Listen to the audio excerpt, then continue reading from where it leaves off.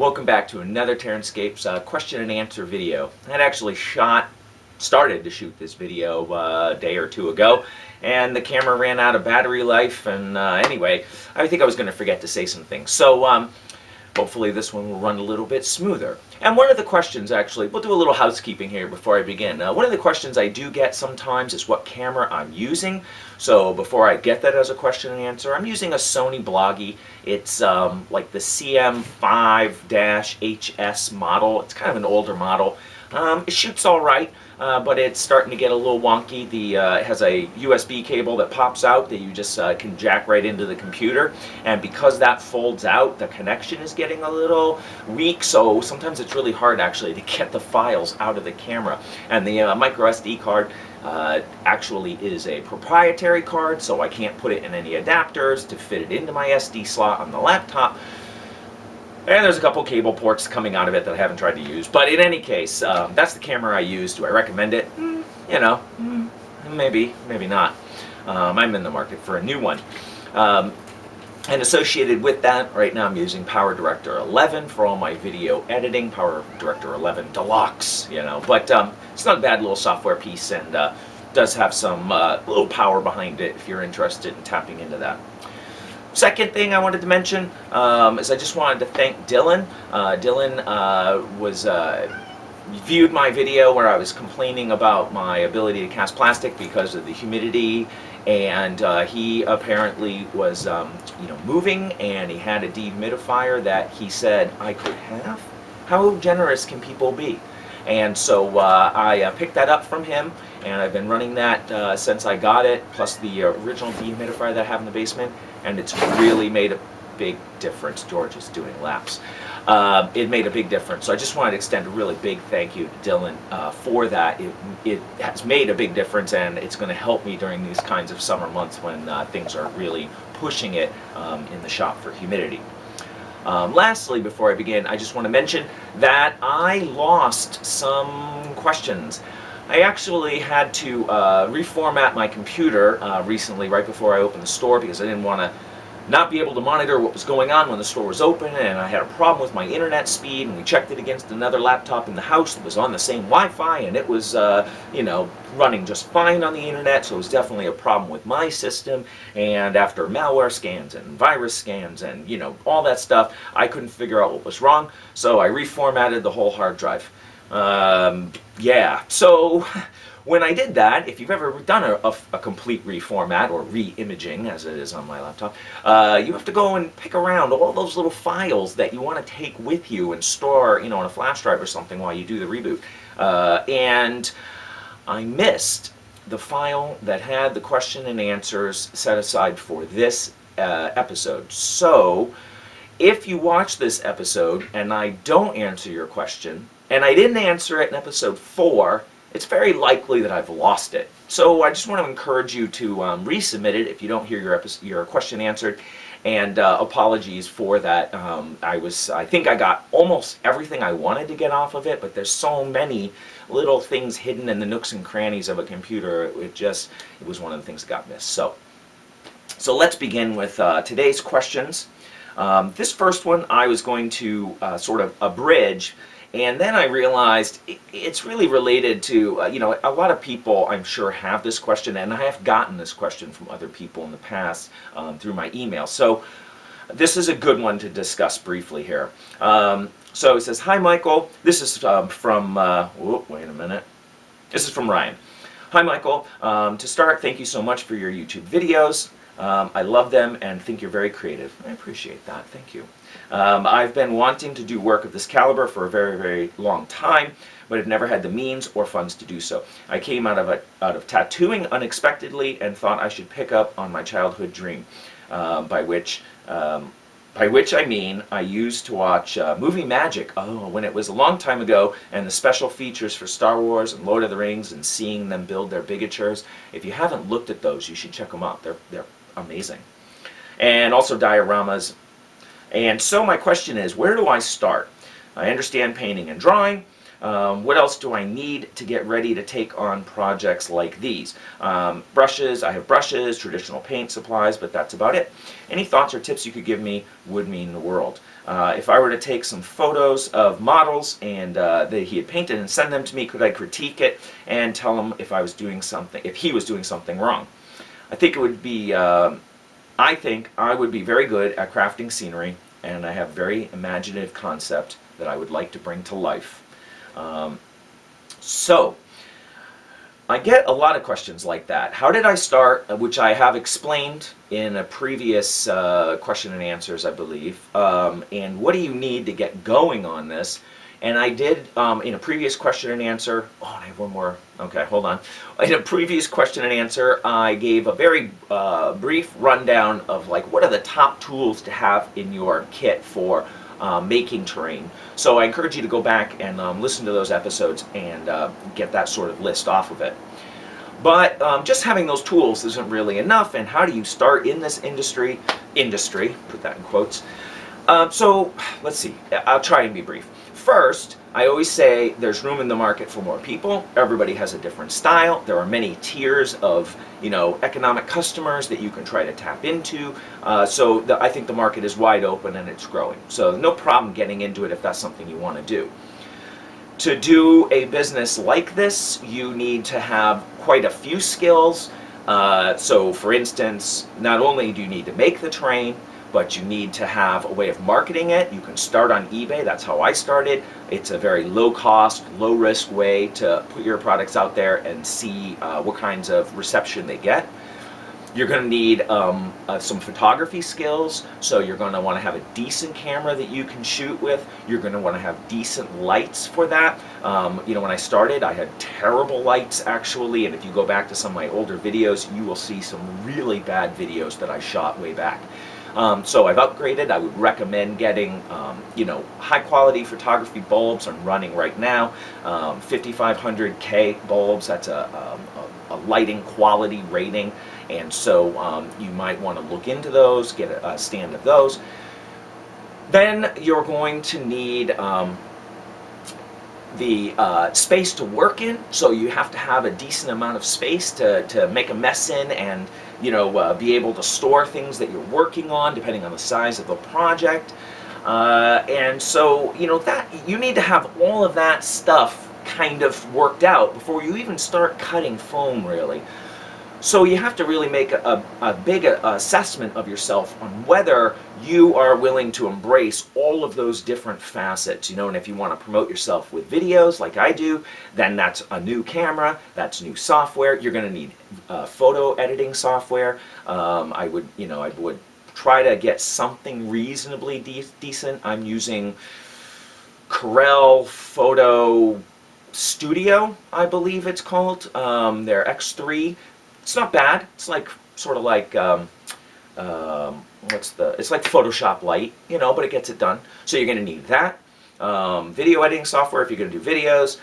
Again, even more important to have lighting for good videos. Then once you get all of that set up, then and you don't need all that to start, mind you, but it is something to consider that will be coming down the road. Then it's about starting to produce something that you want to sell. So you want to start with small projects that you feel comfortable with, and you want to watch a lot of videos on other things people are making. There's a lot of information out there, and you want to get a sense of some of those basic techniques, try them out, start with small projects so you can finish them quickly, then start on another one, because it's not about going through a project to learn, it's about doing even the same project over and over and over and over and making small adjustments as you go. Way in the land of way back, my very first pond was an abomination. It was really bad. And whatever, I put it up on eBay for something really cheap that got picked up, and I was like, oh, okay, wow, that looks bad, but how can I fix it?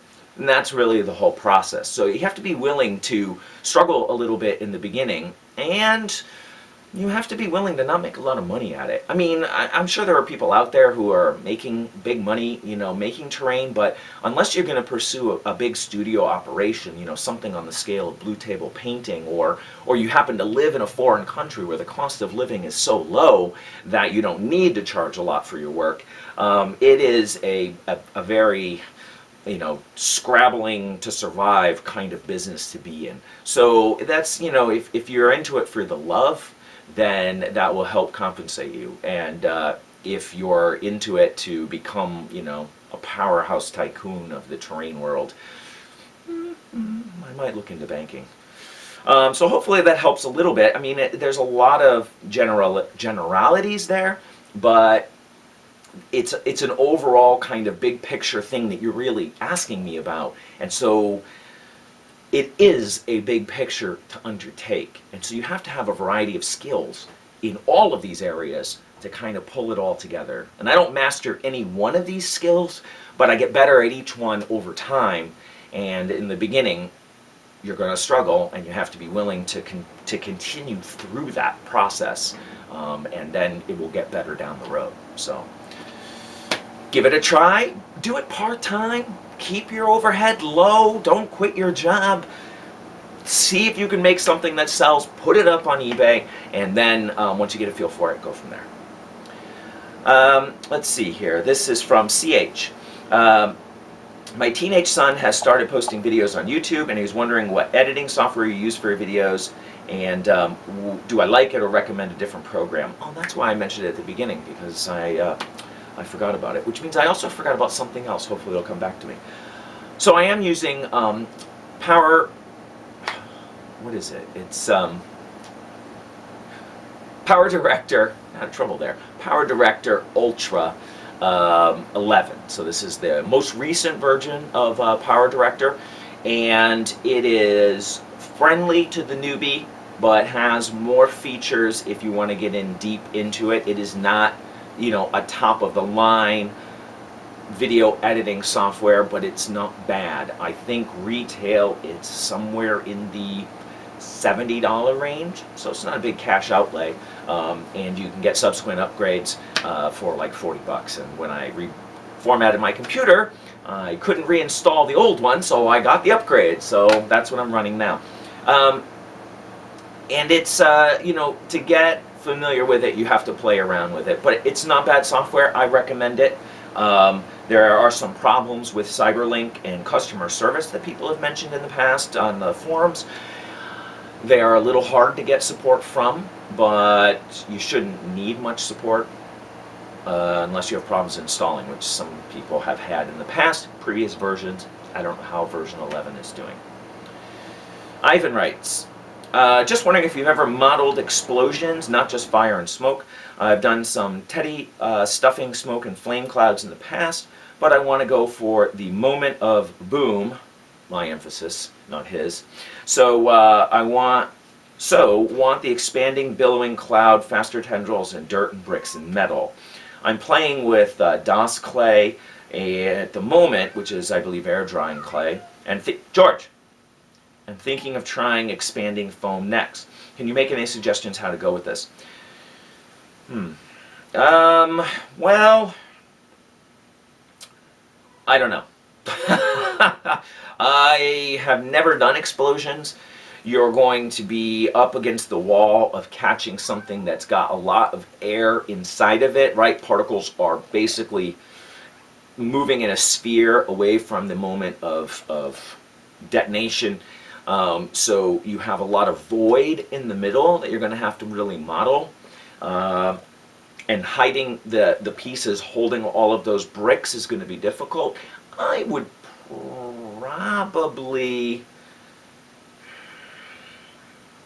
probably continue with the teddy bear stuffing idea, or gluing. A lot of people will use clump foliage, and they'll soak that in glue and then paint that up. And then I would model it with bits flying off of it, and then you could have like tendrils of smoke in a sort of sea urchin pattern with bits attached to those like they are getting ejected from the explosive cloud. And then you could paint the inside of the cloud, the inside, with bright oranges or reds, or throw an LED in there or something like that to try to capture that, you know, moment of ejection. I don't know how else. There is a company called Scalorama. Scalorama have some videos on YouTube. You might want to check them out.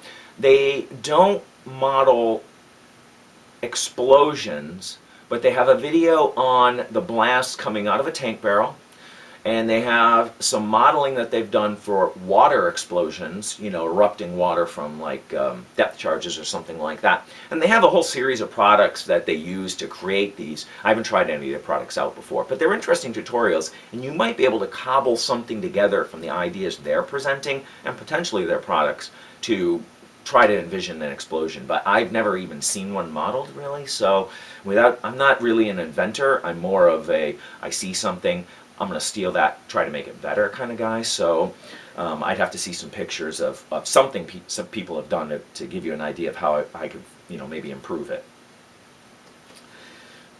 Neuralinked writes, what I'm writing for is linked on your latest work with the new forest pieces, and what I want to know is, there are a few sub-questions here. What is the color scheme used for the forest base? Burnt umber, splash of other color, and the scheme for the hills with the rocky pattern. I get questions on painting things frequently.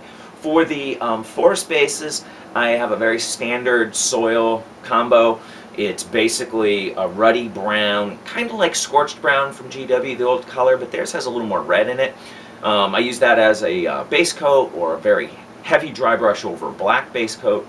Then I use sort of a burnt sienna for the next highlight, and then I use a very, very off-white. It is not white, but it's a creamy, brownish, creamy color for the final dry brush highlight. That's my recipe for soil. They're all custom colors that I mixed up and then took down to the hardware store and had them mix it up in latex paint. So I don't know the exact, you know, source colors for that. I can't give you a recipe, and I did them years ago. For the rocks, you know, I've said this before, dirty up your grays. If you're going to paint rocks, I use, you know, very dirty grays for the most part. So these are grays with burnt umber cut into them for the most part, or something similar. I mean, I don't always use burnt umber, but that kind of an idea. And that will help breathe a little life into it. I'm assuming when you talk about the bases, you're talking about the soil, because the flux, obviously, I don't paint. 2, I'm trying to get molds of rock walls that are all around my village. What system do you use? Well, let's see here. What system, if you can't carry the rock at home, but the texture is really amazing, would you use? The best way that I've never tried, but from what I understand, is to get latex rubber, you know, liquid latex. You can go out, paint on a coat, let that dry, depending on the humidity and the temperature. It dries pretty quick if you put it on a very thin coat, and you successively paint layer upon layer upon layer. This is one of the problems with latex. You have to do many, many layers and let them dry in between. Once you've built it up to, say, even 1/8 of an inch, but you're really going to probably want to go closer to a 1/4 inch or so, you can then demold that from the rock you're trying to model. You take that home, make a sand base for it so it will support the uneven, you know, mold, because it's going to have, you know, things hanging off of it. And latex rubber is not very it's very soft, you know, so the mold is going to slump. So you're going to have to create a mother mold out of a soft material like, you know, sand, basically. And then you could pour plaster into that. So latex, you could get a little, you know, a little jar of latex like this from Woodland Scenics. Oh, hand out a few, you know, so like this. And that would, you know, model probably a relatively large rock area. And you just take that out with a paintbrush, bring a baggie, paint it on, put your paintbrush in the bag, seal it up tight. Then your brush will stay wet while you're out there. Bring a Frisbee, throw it around with your dog. When it's dry, add another coat, play some more Frisbee, and maybe it might take a couple visits to finish it. I don't know, I've never tried it, but that's my understanding of the best way to go for that. 3, what material do you use to fill in the forest base with foliage, phlox, static grass, mix of them? all of the above. So, you know, I have some blends that I've custom mixed. I use Scenic Express, I use Woodland Scenics Phlox, I use a lot of Woodland Scenics clump foliage, lichen. Soflware has a large variety of grass tufts, flower tufts. I will use static grass sometimes. Sometimes I mix static grass into the flock. Sometimes I apply it with a static grass applicator. It depends on what I'm doing. I tend to like flocks for forests that have a relatively chunky texture. Sometimes it's too chunky. So when my wife is not here, the good thing she doesn't watch my videos, I steal the coffee grinder and I throw it in there and I pulse it a few times to grind that up a little bit. I clean out the coffee grinder really, really well. And I put it back on the shelf so she won't notice. And then you can control the particle size a little bit better. But I like something that looks a little irregular as opposed to a very fine-grained flock that you'd see like, you know, like Woodland Scenic, you know, fine turf blend. That's a very, very fine-graded flock. So, you know, I don't like to use something like that. I want some texture in the bottom. 4. Yeah, there's a few here. I hope you appreciate this Neuralinked. I've also, wait a minute, I've also, I follow also the last Q&A video. I'm going to stop because I just remember what I was going to say in the beginning. I had somebody mention that it would be nice in the description of the question and answer videos to have a little list of the topics that I covered. So it'd be easier to kind of go back and find out what I talked about. I'm not going to do that. It'd be great, but I have so many things that I cover, and then I'd have to go back and, you know, kind of write down, and then I have to come up with a description. What's the 4 words that sum up Neuralink's question, you know, for whatever. So I'm not going to do that. If somebody wants to start a wiki on my question and answers and take that up and make a little recording of that, that'd be great. You know, I'd be happy to promote that, but I just can't get into that minutia at the moment. You know, so anyway, that had been asked before on the side, and I just wanted to address that. So, question 4. I followed also the last Q&A video. I think it was episode 4. Oh gosh, he gives a URL. I reply at this minute, to seal the pieces with water and glue after flocking. Do you do this procedure also over the flocked area? I do that. I don't know what he means by that. I'm going to assume it might be either, okay, so for the base, after I have flocked that, painted it, sanded it, painted it, flocked it, I will spray that down to seal it. If you're referring to the flock or the foliage on the trees, it's also a good idea to seal those as well. You have to be careful. If you put too much on it, it will drip, and then it will dry like that, and you'll get frosting on the underside of the leaves. If you don't put enough on, it doesn't really help. You might have to put on a couple applications. If you don't have the foliage attached to the armature well enough, when you spray it with water, the foliage falls off. So it's something you're going to have to practice a little bit. But in any case, yes, I use that for sealing almost everything because it's cheap and it forms a pretty good bond. And you'll have to play around with the mixtures. I always give a quote, but it really varies on the application. So mix it up thick. If it doesn't spray, thin it. If you spray it on a test piece and it frosts it, mix it up a little thinner. Play with it until you get a mixture that works for you. 5. In what way do I cast and fill your pieces like the mausoleum with urethane plastic? Do you use a vacuum chamber? I actually cast with pieces with Hearst Arts molds with gypsum. I use gypsum cements for the molds as well, but in the end they're too heavy.